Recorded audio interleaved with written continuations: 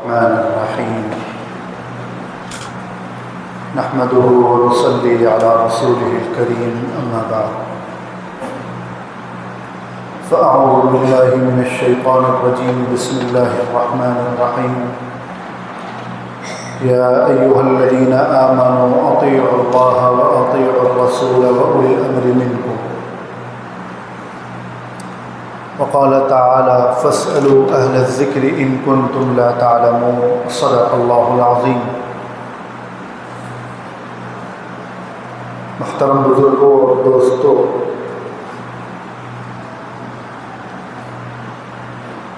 ہم مسلمان ہیں۔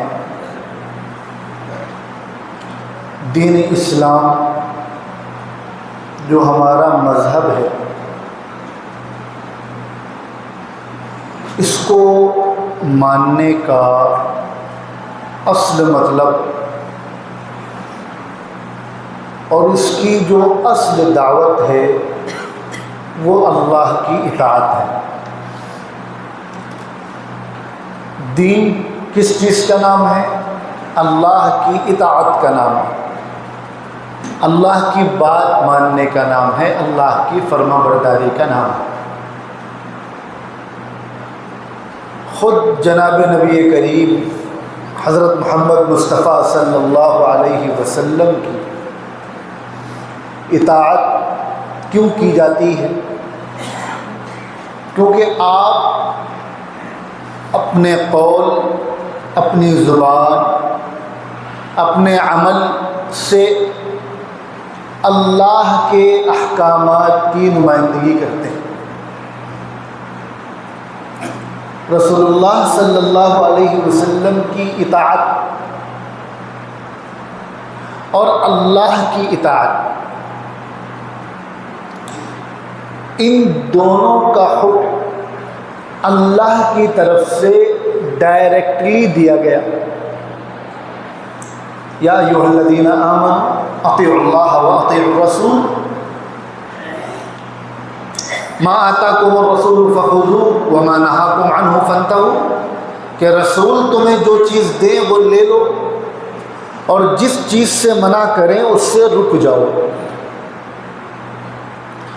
اللہ اور اس کے رسول کے علاوہ کسی کی بھی اطاعت کرنا اس طور پر کہ اس ہی کی بات ماننا ضروری ہے، اس کی اطاعت ضروری ہے، یہ شرک ہے اور یہ ناجائز ہے۔ اگر کوئی آدمی یہ عقیدہ رکھتا ہو کہ اللہ اور اس کے رسول کے علاوہ کسی کی اطاعت اس طور پر جس طرح اللہ اور اس کے رسول کی جاتی ہے یہ جائز ہے، تو وہ شخص ایسا ماننے والا دائرہ اسلام سے خارج ہے۔ اسی لیے ہر مسلمان کے لیے، مسلمان ہونے کے لیے یہ ضروری ہے کہ اللہ اور اس کے رسول کی اطاعت کی جائے، قرآن و سنت پر عمل کیا جائے۔ اب قرآن و سنت میں کچھ چیزیں، کچھ احکامات وہ ہیں جو بہت کلیئر ہیں، اس میں کسی طرح کا اجمال نہیں ہے۔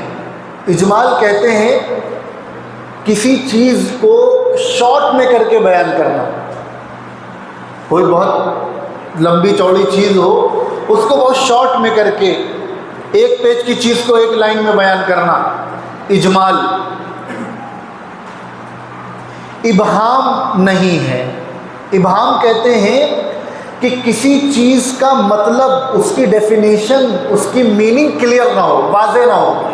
کوئی بات کہی جا رہی ہے اور کہنے والا کیا کہنا چاہ رہا ہے یہ سمجھ میں نہ آ سکے تو کہا جاتا ہے کہ اس کی بات میں ابہام ہے۔ اور کسی طرح کا تعارض نہیں ہے۔ تعارض کا مطلب یہ ہوتا ہے کہ کسی کی کسی مسئلے پہ کسی کی دو الگ الگ بات ہو، مثال کے طور پر کہیں ہم یہ کہیں کہ فلاں کام کرو اور دوسری جگہ اسی کام کے بارے میں کہہ دیں کہ یہ کام کرو نہ کرو، تو کہا جائے گا کہ مولانا صاحب کی بات میں تعارض ہے، ایک جگہ کرنے کا حکم ہے، ایک جگہ نہ کرنے کا حکم ہے۔ تو تین چیزیں ہو گئیں، اجمال یعنی کسی چیز کا شارٹ میں بیان کرنا، ابہام یعنی کسی چیز کا میننگ مطلب کلیئر نہ ہونا، اور تعارض یعنی ایک ہی مسئلے پہ دو الگ الگ حکم ہونا۔ تو قرآن و سنت کے بہت سارے مسائل، بہت سارے احکامات وہ ہیں جس میں اجمال نہیں ہے، یعنی بہت تفصیل سے بیان کیا گیا ہے، جس میں ابہام نہیں ہے یعنی اس کا مطلب بہت کلیئر ہے، تعارض نہیں ہے یعنی ایک ہی مسئلے پہ ایک ہی حکم موجود ہے کہ یہ کرو یا نہ کرو، ایک چیز موجود ہے۔ تو قرآن و سنت کے بہت سارے مسائل وہ ہیں جو تفصیل سے بیان کیے گئے ہیں، جس کے مطلب بالکل واضح ہے اور جس میں تعارض نہیں ہے، ٹکراؤ نہیں ہے۔ ایسے مسائل ہر کم پڑھا لکھا آدمی قرآن کھولے گا، حدیث کھولے گا، نبی کی زندگی کھولے گا اور وہ اس حکم کا مطلب سمجھ جائے گا۔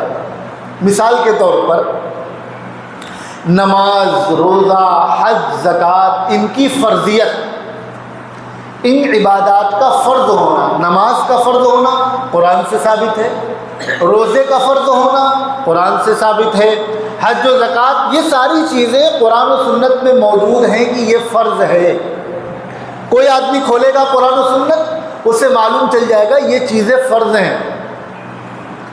کتب علیکم الصیام، تم پر روزے فرض کیے گئے، کلیئر موجود ہے قرآن میں، کوئی ڈھونڈنے کی ضرورت نہیں ہے۔ اسی طرح زنا، شراب، چوری، قتل، ان کی حرمت، یہ کتنے سنگین گناہ ہیں، قرآن و سنت میں ڈائریکٹ موجود ہے، بالکل کلیئر موجود ہے، تفصیل سے بیان کیا گیا کہ اگر کسی سے زنا ہو جائے تو کیا حکم ہے، زنا کتنا شدید گناہ ہے، قتل کتنا شدید گناہ ہے، کسی سے ہو جائے تو کیا حکم ہے، چوری کتنا شدید گناہ ہے، کسی سے ہو جائے تو کیا حکم ہے۔ اب ایک عام آدمی کم پڑھا لکھا، اسے اگر یہ معلوم کرنا ہو کہ کسی سے چوری ہو جائے تو اس کی سزا کیا ہے، تو وہ ڈائریکٹ قرآن کھولے گا، اسے آیت مل جائے گی والسارق والسارقہ فاقطعوا ایدیہما، ہاتھ کاٹ دو، قرآن میں ڈائریکٹ موجود ہے۔ قرآن کہہ رہا ہے لا یغتب بعضکم یا ایھا الذین آمنوا اجتنبوا کثیرا من الظن ان بعض الظن اثم ولا تجسسوا ولا یغتب بعضکم بعضا، کہ پیٹھ پیچھے برائی کرنے سے بچو، کلیئر قرآن میں موجود ہے۔ اب اگر کوئی اس مسئلے کو ڈھونڈنا چاہے تو قرآن میں اس کو ڈائریکٹ مل جائے گا کہ قرآن کہہ رہا ہے پیٹھ پیچھے برائی کرنے سے بچو۔ اسی طرح اللہ کے نبی صلی اللہ علیہ وسلم ارشاد فرما رہے ہیں لا فضل لعربی علی عجمی، عرب کے لوگ عربی ہونے کی وجہ سے اپنے آپ کو غیر عربی سے بڑا سمجھتے تھے، تو ڈائریکٹ حدیث میں موجود ہے کہ کسی عربی کو عربی ہونے کی وجہ سے عجمی پر یعنی غیر عربی پر کوئی فضیلت نہیں، سب برابر۔ یہ مسائل ایسے ہیں جو قرآن و حدیث میں ڈائریکٹ موجود ہیں، جس میں اجمال نہیں یعنی تفصیل سے بیان کیے گئے ہیں، ابہام نہیں یعنی جن کی میننگ کلیئر ہے، اور تعارض نہیں یعنی ان میں ٹکراؤ نہیں ہے۔ اسی طرح بہت سارے مسائل وہ ہیں جو کلیئر نہیں ہیں، جن میں اجمال ہے یعنی تفصیل سے نہیں بیان کیے گئے، ابہام ہے جن کی میننگ کلیئر نہیں ہے، تعارض ہے ایک ہی حکم پر ایک ہی مسئلے پر دو حکم ہیں، کہیں جائز ہے کہیں ناجائز ہے۔ مثال کے طور پر والمطلقات یتربصن بانفسہن ثلاثۃ قروء، جو طلاق یافتہ عورتیں ہیں، مطلقہ عورتیں ہیں، ان کے بارے میں قرآن کہہ رہا ہے کہ ان کی عدت کیا ہوگی۔ اگر کسی عورت کی طلاق ہو جائے تو اس کی عدت کیا ہوگی؟ ثلاثۃ قروء، 3 قروء قرآن نے بیان کر دیا۔ اب عربی زبان میں قروء کے 2 معنی آتے ہیں۔ قروء کا ایک معنی ماہواری کا ہوتا ہے اور ایک معنی پاکی کا ہوتا ہے، طہور کا۔ اب اگر ہم قروء سے پہلا معنی مراد لیں تو حکم کچھ اور بنے گا، پاکی مراد لیں تو حکم کچھ اور بنے گا۔ یہاں پہ ابہام ہے، کلیئر نہیں ہے معنی۔ اسی طرح اللہ کے نبی صلی اللہ علیہ وسلم نے ارشاد فرمایا کہ جو شخص بٹائی کا کام کرتا ہو وہ اللہ اور رسول سے جنگ کے لیے تیار رہے۔ اب بٹائی کے بہت سارے معنی ہوتے ہیں، بٹائی کی کئی قسمیں ہوتی ہیں۔ کون سی قسم منع ہے، کس قسم کے بارے میں ممانعت کی جا رہی ہے، یہ کلیئر نہیں ہے، اجمال ہے، تفصیل سے بیان نہیں کیا گیا اس کو۔ اسی طرح تعارض، اللہ کے نبی صلی اللہ علیہ وسلم نے ایک موقع پر ارشاد فرمایا کہ اگر کوئی شخص امام کے پیچھے نماز پڑھ رہا ہو، یعنی جماعت سے نماز پڑھ رہا ہو، تو امام کی قرات اس کے لیے کافی ہے، یعنی امام جو پڑھ رہا ہے بس اس کے لیے کافی ہے، اسے خود سے کچھ پڑھنے کی ضرورت نہیں۔ لیکن دوسری جگہ ارشاد فرمایا لا صلاۃ لمن لم یقرأ بفاتحۃ الکتاب، کہ جس شخص نے نماز میں سورہ فاتحہ نہیں پڑھی اس کی نماز نہیں ہوئی۔ اب یہ ٹکراؤ ہو گیا نا، ایک جگہ کیا فرما رہے کہ امام کی قرات مقتدی کے لیے کافی ہو گئی، وہ سورہ فاتحہ پڑھ رہا ہے، سورت پڑھ رہا ہے، اب مقتدی کو پڑھنے کی ضرورت نہیں۔ اور ایک جگہ فرما رہے ہیں کہ جب تک سورہ فاتحہ نہیں پڑھو گے تمہاری نماز نہیں ہوگی۔ تو ایک ہی مسئلے پر 2 الگ الگ حکم ہو گئے، ٹکراؤ ہو گئے۔ اب یہاں پر ہمارے پاس 2 آپشن ہیں۔ ایک آپشن تو یہ ہے کہ ہم خود سے قرآن و حدیث میں گھسیں اور جس بات کا جو مطلب ہمیں سمجھ میں آئے ہم اس پر عمل کر لیں۔ ایک مسائل تو وہ تھے جو بہت کلیئر ہیں، جس میں اجمال نہیں ہے، ابہام نہیں ہے، تعارض نہیں ہے، وہ تو بالکل کلیئر ہے، اس میں ریسرچ کی ضرورت نہیں ہے، اس میں ریسرچ کی ضرورت نہیں۔ لیکن بہت سارے مسائل وہ ہیں جو کلیئر نہیں ہیں۔ ثلاثۃ قروء میں قروء کا کون سا معنی مراد ہے؟ اسی طرح بٹائی سے کیا مراد ہے؟ اسی طرح نماز میں سورہ فاتحہ پڑھنی ہے کہ نہیں پڑھنی، امام کی کافی ہے یا ہمیں پڑھنی پڑے گی، کون سی حدیث کو لیا جائے، کون سا حکم۔ اسی طرح قرآن میں ہم پڑھتے ہیں کہ پہلے بیت المقدس کی طرف رخ کر کے نماز پڑھی جاتی تھی، بعد میں کعبہ کی طرف نماز پڑھی گئی۔ تو بیت المقدس کی طرف رخ کر کے نماز پڑھنے کا ذکر بھی قرآن و سنت میں موجود ہے کہ نہیں؟ اب اگر کوئی آگر یہ اعتراض کرے کہ بیت المقدس کی طرف رخ کر کے نماز پڑھی جاتی تھی تو ہم کیا جواب دیں گے؟ یہ وہ پہلے کا حکم تھا، یہ بعد کا تھا۔ ناسخ منسوخ ایک چیز سمجھ لیجئے، ایک الگ بحث، میری نیت تھی کہ اس کو کسی اور موقع پر اگلے جمعہ میں تفصیل سے ذکر کروں گا، لیکن ہلکا سا سن لیجئے۔ ناسخ کسے کہتے ہیں، منسوخ کسے کہتے ہیں؟ جس طرح پہلی شریعتیں آئیں، نئی شریعت آتی تھی تو پرانی شریعت ریجیکٹ ہو جاتی تھی، تو جو ریجیکٹ ہو گئی اسے کہا جاتا تھا منسوخ، اور جس نے آ کر ریجیکٹ کیا اسے کہا جاتا تھا ناسخ، یعنی منسوخ کرنے والا۔ اللہ کے نبی آئے، قرآن آیا تو ساری شریعتیں منسوخ ہو گئیں۔ اب نہ حضرت موسیٰ کی شریعت، نہ عیسیٰ کی شریعت، نہ داؤد کی شریعت، کسی کی نہیں، سب منسوخ۔ اور کس نے آ کر منسوخ کیا؟ قرآن نے، حضرت محمد صلی اللہ علیہ وسلم کی شریعت نے، تو یہ ہو گئی ناسخ۔ اسی طرح شریعت اسلامیہ میں بہت سارے احکامات وہ ہیں جو پہلے کرنے کی اجازت تھی، بعد میں منع ہو گئے، یا پہلے منع تھے بعد میں اجازت ہو گئی۔ تو جو احکامات پہلے تھے وہ ہو گئے منسوخ، اور جس آیت نے یا جس روایت نے انہیں آ کر ریجیکٹ کیا وہ ہو گئی ناسخ۔ تو پہلے بیت المقدس کی طرف رخ کر کے نماز پڑھتے تھے وہ حکم منسوخ ہو گیا، پہلے پردہ نہیں تھا وہ حکم منسوخ ہو گیا، پہلے شراب پینے کی اجازت تھی وہ حکم منسوخ ہو گیا۔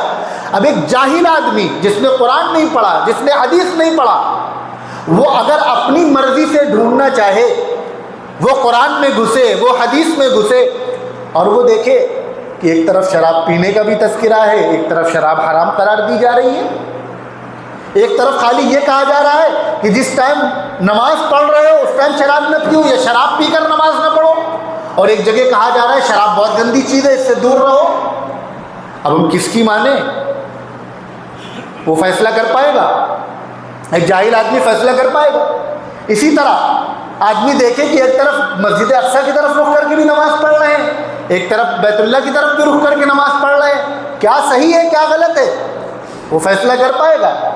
اسی طرح یہ جو مسائل ہیں جو کلیئر نہیں ہیں، ہمارے پاس دو راستے ہیں، یا تو خود ہم ان میں ریسرچ کریں اور اس پر عمل کر لیں، ایک راستہ تو یہ ہے۔ دوسرا راستہ وہ ہے کہ حضور کے زمانے میں، صحابہ کے زمانے میں یہ خیر القرون کا دور تھا، یہاں پر اگر کوئی حکم کلیئر نہیں مل رہا ہے تو صحابہ کے جو شاگرد تھے اور ان کے جو شاگرد تھے اس دور کے ہمارے اسلاف، ہمارے بزرگ فقہا، محدثین، مجتہدین، جن کی دیانت، جن کا تقوی، جن کا ایمان، جن کی عبادت، جن کی پاکیزگی، جن کا علم، جس کے بارے میں ہم امیجن بھی نہیں کر سکتے، سوچ بھی نہیں سکتے، وہ علم کے ایسے پہاڑ تھے، وہ تقوی کے ایسے پہاڑ تھے، وہ عمل کے ایسے پہاڑ تھے، وہ ایمانداری کے ایسے پہاڑ تھے، اور جنہوں نے اپنی پوری زندگی صرف اسی لیے قربان کر دی، دین کو سمجھنے کے لیے، قرآن کو سمجھنے کے لیے، حدیث کو سمجھنے کے لیے۔ دوسرا آپشن یہ ہے کہ ہم ان کی سمجھ پر اعتماد کر کے عمل کریں۔ ایک آپشن تو یہ ہو گیا بھائی جو مسائل کلیئر موجود ہیں ان میں کوئی ریسرچ کی ضرورت نہیں، کسی کو اس میں دماغ لگانے کی ضرورت نہیں، ڈائریکٹ قرآن کھولو، حدیث کھولو، مسئلہ مل جائے گا۔ لیکن بہت سارے وہ مسائل جو کلیئر نہیں ہیں وہ کہاں سے ملیں گے؟ حضور کے زمانے میں کلیئر نہیں ہوئے، صحابہ کے زمانے میں کلیئر نہیں ہوئے، تو اب ہمارے پاس دو آپشن ہیں، اپنی عقل لڑائیں یا اکابرین کی، علماء کی، اولیاء اللہ کی سمجھ پر اعتماد کریں۔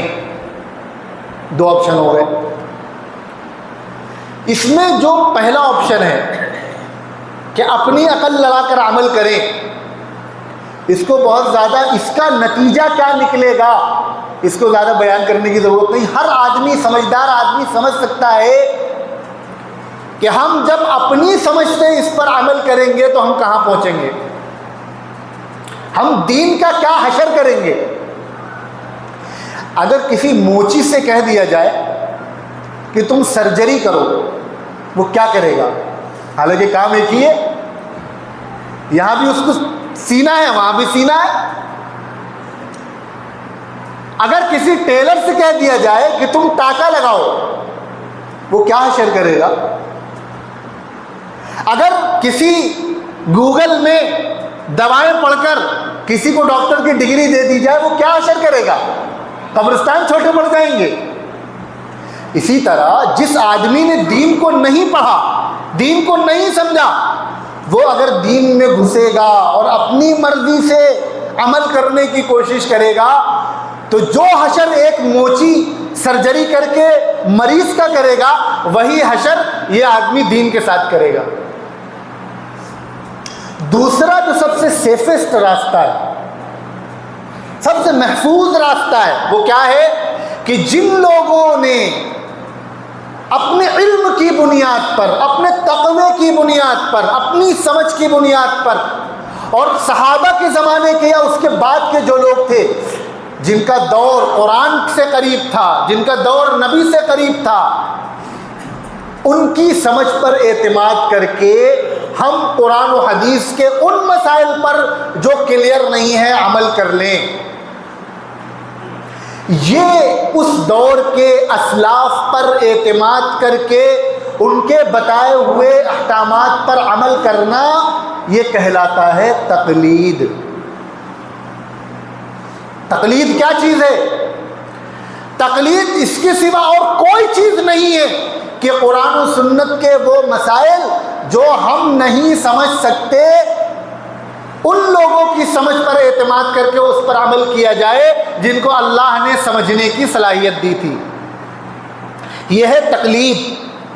اور صرف ان مسائل میں اجتہاد و تقلید کی اجازت ہے جو قرآن و حدیث میں کلیئر نہیں ہیں۔ جو مسائل کلیئر ہیں ان میں نہ اجتہاد ہوگا نہ تقلید ہوگی۔ اجتہاد کا کیا مطلب ہے؟ اجتہاد کا مطلب یہی ہے کہ جو مسائل قرآن و حدیث میں کلیئر نہیں ہیں، اپنے علم کی روشنی میں جن لوگوں کو اللہ نے اس مقام پر پہنچایا ہے، وہ اپنے علم کی روشنی میں ان مسائل میں چھان بین کریں اور اس کا کیا مطلب نکل رہا ہے وہ امت تک پہنچائیں۔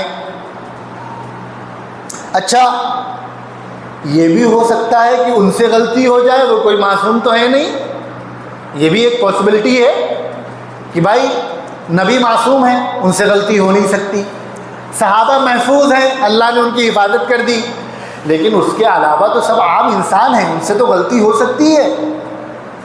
تو خوب اچھی طریقے سے سمجھ لیجئے، جن لوگوں کو اللہ نے اس لائق بنایا کہ وہ خود سے قرآن و حدیث میں ریسرچ کر سکیں اس دور کے، اور آج بھی اگر ایسا کوئی ہو کہ وہ مسائل جو قرآن و حدیث میں کلیئر نہیں ہے وہ خود اپنی سمجھ سے وہ مسائل نکال سکیں، ان سے اگر غلطی بھی ہو جائے تب بھی ان کو ایک اجر ملے گا۔ جو شخص اجتہاد کی صلاحیت رکھتا ہو وہ مجتہد کہلاتا ہے۔ مجتہد اگر غلط اجتہاد کرے تب بھی اس کو ایک ثواب، اور صحیح اجتہاد کرنے پہ ڈبل ثواب۔ اور ہم جن کو الف کا لٹ نہیں آتا، ہم جیسے لوگ آج کے دور کے جو پڑھے لکھے کہلاتے ہیں، ان کے پاس بھی یہ صلاحیت نہیں ہے کہ وہ خود اپنی سمجھ سے قرآن و حدیث سے مسئلہ نکال لیں۔ آج کے دور کے جو علماء ہیں وہ بتلانے والے ہیں کہ اس دور کے فقہا نے، مجتہدین نے کیا سمجھا، یہ سمجھا۔ ہم اگر کسی عالم سے جا کر مسئلہ پوچھیں تو وہ کیا کرے گا؟ کتاب کھولے گا، فلاں عالم یہ لکھ کر گئے ہیں، یہی تو بتلائے گا، یا خود قرآن میں جا کر ریسرچ کرے گا۔ آج بھی اگر کسی کو اللہ نے یہ صلاحیت دی ہو کہ وہ اپنے علم کی بنیاد پر قرآن و حدیث میں ریسرچ کر سکے تو اس کی گنجائش موجود ہے، لیکن جب کچھ لوگوں نے اپنی پوری زندگیاں صرف کر کے وہ مسائل جو قرآن و حدیث میں کلیئر نہیں تھے انہیں کلیئر کر دیا، تو اب اس کی ضرورت نہیں کہ ہر ایرا غیرہ آ کر اس میں ریسرچ کرتا رہے۔ تو کیا سمجھ میں آیا تقلید کا کیا مطلب ہے؟ تقلید کب کی جاتی ہے اور کن مسائل میں کی جاتی ہے؟ تقلید اس وقت کی جاتی ہے جب قرآن و حدیث میں ڈائریکٹ مسئلہ موجود نہ ہو، اور ان مسائل میں کی جاتی ہے جو قرآن و حدیث میں کلیئر نہیں ہے۔ اور تقلید وہی شخص کرتا ہے جو خود قرآن و حدیث میں ریسرچ نہیں کر سکتا۔ اگر کسی آدمی کو اللہ نے یہ صلاحیت دی ہے کہ وہ قرآن و حدیث میں ریسرچ کر سکے تو پھر اس کے اوپر ضروری نہیں کہ وہ تقلید کرے۔ تقلید کے معنی ہوتے ہیں کہ کسی ایسے آدمی کی بات پر قرآن و حدیث کے علاوہ، نبی کے علاوہ، صحابہ کے علاوہ کسی آدمی کی بات پر اس بنیاد پر اعتماد کر لینا کہ یہ جو بات بتلا رہا ہے یہ اس شریعت کی ہی بتلا رہا ہے، یہ قرآن کی بتلا رہا ہے، حدیث کی بتلا رہا ہے، اور اس سے دلیل نہ مانگنا، بغیر دلیل مانگے عمل کر لینا، یہ تقلید کہلاتا ہے۔ مثال کے طور پر ہر آدمی اپنے علاقے کے علماء سے پوچھ کر عمل کرتا ہے کہ نہیں کرتا؟ کتنے لوگ ہیں جو عالم سے دلیل مانگتے ہیں، اور دلیل مانگنے کی اجازت بھی نہیں ہے ہر آدمی کو۔ تقلید کا مطلب یہ ہوتا ہے کہ اعتماد کی بنیاد پر کہ یہ جو بات بتلا رہا ہے وہ صحیح بتلا رہا ہے، لہذا دلیل نہ مانگنا اور عمل کر لینا یہ تقلید کہلاتا ہے۔ ایک طبقہ ہے جو سمجھ نہیں پاتا اس چیز کو، وہ کہتا ہے کہ تقلید شرک ہے۔ شرک کیا چیز ہے؟ میں نے شروع میں بتلایا تھا کہ اللہ اور اس کے رسول کے علاوہ، قرآن و حدیث کے علاوہ کسی اور کو یہ سمجھنا کہ جس طرح قرآن و حدیث کی ماننا ضروری ہے اسی طرح کسی اور کی ماننا بھی ضروری ہے، یہ شرک ہے۔ ہم جو لوگ ائمہ کی تقلید کرتے ہیں وہ کیوں کرتے ہیں؟ وہ اس لیے کرتے ہیں، پہلے تو کن مسائل میں کرتے ہیں؟ جو مسائل قرآن و حدیث میں کلیئر نہیں ہیں، اور دوسرے اس لیے کرتے ہیں کیونکہ ہمیں یہ اعتماد ہے کہ انہوں نے، ان کا علم بہت مضبوط تھا، ان کا عمل بہت مضبوط تھا، ان کا تقوی بہت مضبوط تھا، وہ خیر القرون کے دور کے لوگ تھے، وہ صحابہ کے بعد کے لوگ تھے، اس زمانے میں ایمانداری زیادہ تھی، اس زمانے میں گناہ کم تھے، اس زمانے میں سچائی زیادہ تھی، اس زمانے میں جھوٹ کم تھے۔ تو اس دور کے لوگوں نے اپنے علم کی بنیاد پر قرآن و جو ہم کو مسئلہ بتلا رہے ہیں وہ قرآن و حدیث کے مطابق ہی بتلا رہے ہیں، اس وجہ سے ہم ان کی بات مان کر عمل کر رہے ہیں، یہ سوچ کر کہ ہم جو عمل کر رہے ہیں یہ قرآن و سنت کے مطابق کر رہے ہیں۔ جو لوگ اس مسئلے کو سمجھ نہیں پاتے یا سمجھنا نہیں چاہتے وہ کہتے ہیں کہ تقلید شرک ہے۔ اچھا ذرا ایک بات بتائیے، اگر تقلید شرک ہے اور جو لوگ اسے شرک سمجھتے ہیں، کتنے پرسنٹ لوگ ہیں جو خود قرآن و حدیث میں گھس کر ریسرچ کرتے ہیں؟ آپ میں سے کسی نے کسی بھی عام آدمی کو دیکھا جو قرآن و حدیث میں جا کر ریسرچ کرے، مسئلہ نکالے؟ ایک چھوٹا سا کوشچن ہے، قرآن میں، شریعت میں، قرآن و حدیث میں گائے کے بارے میں ہے کہ اس کا کھانا حلال ہے، کلیئر ہے۔ بھینس کے بارے میں ہے کہ نہیں ہے؟ آپ پورا قرآن اٹھا کر پڑھ لیجئے، احادیث پڑھ لیجئے، آپ کو بھینس کا تذکرہ نہیں ملے گا، لیکن بھینس کھاتے کہ نہیں کھاتے؟ تو کیسے پتا چلا کہ بھینس کا کھانا حلال ہے؟ کیسے پتا چلا؟ اسی طرح اگر قرآن و سنت کو اگر ہم کھولیں تو ہمیں یہ نظر آئے گا کہ اگر چائے میں یا کسی بھی چیز میں مکھی گر جائے تو کیا کرنا ہے۔ کہا گیا کہ مچھی کے ایک پر میں شفا ہے اور ایک پر میں بیماری ہے، اور مکھی اگر گر جائے تو اس کا پورا ڈبو کر نکال دو، کھانا خراب نہیں ہوگا۔ اگر مچھر گر جائے تو کیا کرنا ہے؟ یہ نہ قرآن میں ملے گا نہ حدیث میں ملے گا۔ اب کیا کریں؟ تو یہ کون بتلائے گا؟ یہ وہ بتلائے گا جس نے اپنی پوری زندگی قرآن و حدیث میں لگا دی۔ وہ گھسے گا قرآن کے سمندر میں، حدیث کے سمندر میں، اور دیکھے گا کہ حضور نے یہ حکم بتلایا، صحابہ نے یہ کیا، اللہ نے قرآن میں یہ کہا، تو اب اس کا یہ مطلب نکل رہا ہے، اس کا یہ مطلب نکل رہا ہے۔ ہاں اب سمجھ میں آیا کہ مچھر کا حکم قرآن و حدیث میں موجود نہیں ہے ڈائریکٹ، لیکن ہاں چونکہ یہ حکم لگایا گیا تو اب اس کا یہ مطلب نکل رہا ہے۔ ہر آدمی نہیں سمجھ سکتا۔ اسی طرح بھینس کا حکم قرآن و حدیث میں موجود نہیں ہے، لیکن ان وجوہات کی بنیاد پر بھینس کھانا حلال ہے۔ یہ مسائل وہی بتلا پائے گا جس کو اللہ نے یہ صلاحیت دی ہو۔ ہمارے پاس یہ صلاحیت نہیں ہے کہ ہم قرآن و حدیث میں گھس کر یہ تلاش کریں کہ بھینس حلال ہے کہ حرام ہے، تو اس کا مطلب کیا ہے کہ بھینس کھانا چھوڑ دیں؟ نہیں، اس کا مطلب یہ ہے کہ اس دور کے فقہا نے اپنی زندگیاں لگا کر ہم کو ایک مسئلہ بتلا دیا کہ دیکھو قرآن و حدیث میں ڈائریکٹ موجود نہیں ہے لیکن بھینس کھانا حلال ہے، تو ہم کیا کریں گے؟ ہمیں معلوم ہے کہ وہ علم کے پہاڑ تھے، وہ جو بتلا رہے ہیں وہ قرآن و حدیث کے خلاف نہیں بتلائیں گے، لہذا اب ہم ان کی بات پر عمل کر لیتے ہیں۔ ہمیں نہیں معلوم کہ ہماری چائے میں اگر مچھر گر جائے تو کیا کریں، ہم نے قرآن نہیں پڑھا، ہم نے حدیث نہیں پڑھا، ہم اس میں جا کر ریسرچ نہیں کر سکتے، تو کیا کریں؟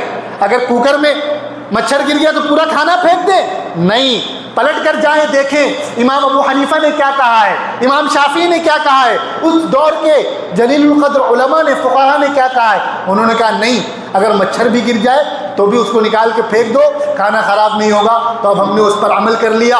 جو لوگ تقلید کو شرک کہتے ہیں وہ یا تو بھینس کھانا چھوڑ دیں یا پھر ریسرچ کریں، بتائیں کہ ہم نے کہاں سے یہ مسئلہ نکالا ہے کہ بھینس کھانا حلال ہے۔ جو لوگ تقلید کو شرک کہتے ہیں وہ یہ بتائیں کہ اگر مچھر ان کے برتن میں گر گیا تو وہ کیا کریں گے؟ کیا وہ خود قرآن و حدیث میں گھس کر مسئلہ نکالیں گے؟ تو اس چیز کا نام ہے تقلید۔ تقلید یہ فتنے سے بچاتی ہے، اور تقلید کا چھوڑ دینا یہ فتنے میں مبتلا کرتی ہے۔ اس کے آگے بہت سارے سوالات ہیں کہ اگر تقلید کی اجازت ہے تو 4 ہی کی کیوں؟ یہ بھی ایک کوشچن ہے، 4 ہی کی کیوں؟ پھر 4 میں 1 ہی کی کیوں؟ یہ بھی ایک کوشچن ہے نا۔ تو انشاءاللہ آئندہ جمعوں میں تفصیل کے ساتھ اس پر بھی بات کی جائے گی۔ آج صرف اتنا سمجھیں کہ اصل اطاعت کی جائے گی اللہ اور اس کے رسول کی، لیکن بہت سارے وہ مسائل جس میں اللہ اور اس کے رسول نے ڈائریکٹ مسئلہ نہیں بتلایا، اس میں کچھ چھپا ہوا ہے، تو اس چھپے ہوئے خزانے کو جو نکالے گا اسے مجتہد کہا جائے گا، اور اس پر جو عمل کر لے گا اعتماد کی بنیاد پر اسے مقلد کہا جائے گا، اور اس عمل کو تقلید کہا جائے گا۔ سنتیں پڑھ لی۔